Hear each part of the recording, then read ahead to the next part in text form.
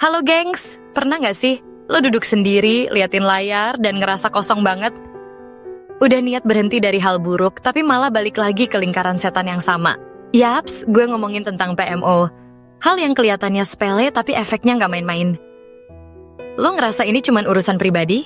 Cuma dosa kecil? Gengs, lo gak sendirian. Banyak anak muda sekarang yang jatuh di lubang ini, dan ngerasa malu buat cerita, malu buat minta bantuan, bahkan malu sama diri sendiri. Tapi lo harus tahu, ini bukan akhir dunia fakta pahitnya. PMO ngebunuh lo pelan-pelan. Gak kelihatan tapi nyata. Lo jadi gampang mager, susah fokus, gampang kepancing nafsu, bahkan ngerasa gak berharga. Dan itu semua gak bakal selesai kalau lo gak berani berhenti. Nafsu itu anugerah bro. Tapi ketika lo kasih makan nafsu dengan yang haram, dia jadi liar. PMO bikin lo dikuasai nafsu, bukan sebaliknya. Lo bukan budak hawa nafsu. Lo punya akal, iman, dan kehendak buat lawan. Gak usah nunggu ketahuan. Orang PMO sendiri cukup buat bikin semangat lo anjlok, tidur gak nyenyak, mata lelah, pikiran kacau. Pelan-pelan lo kehilangan versi terbaik dari diri lo sendiri. Cuman buat kepuasan 5 menit. Satu video ngebawa ke video lain, satu malam jadi rutinitas. Ini candu bro. Lo pikir bisa berhenti kapan aja. Padahal itu jebakan yang ngurangin rasa malu dan nurunin kontrol diri lo. Allah udah ngasih peringatan keras di surah Al-Mu'minun ayat 5-7. Dan orang-orang yang menjaga kemaluannya, kecuali terhadap istri-istri mereka, maka sesungguhnya mereka tidak tercela. Tetapi barang siapa mencari di balik itu, maka mereka adalah orang-orang yang melampaui batas. Tegas kan? Ini bukan larangan tanpa alasan. Ini buat jagain kehormatan lo. Lo pikir ini gak ngaruh ke masa depan?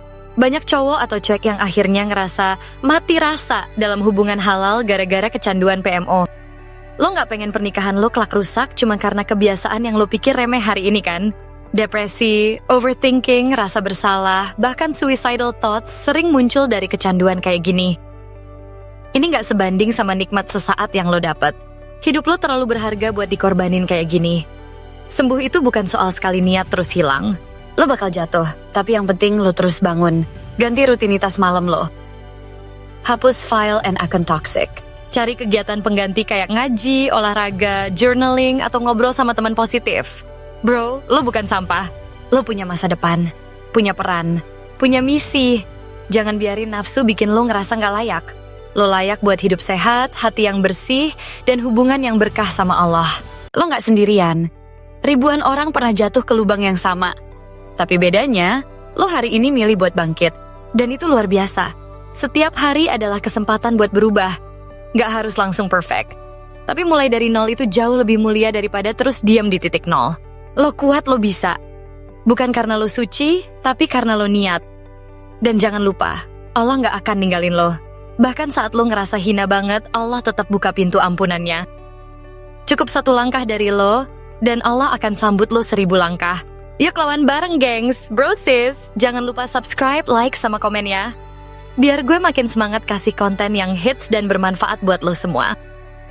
Yuk, support terus. Biar kita barengan upgrade hidup dan jadi versi terbaik.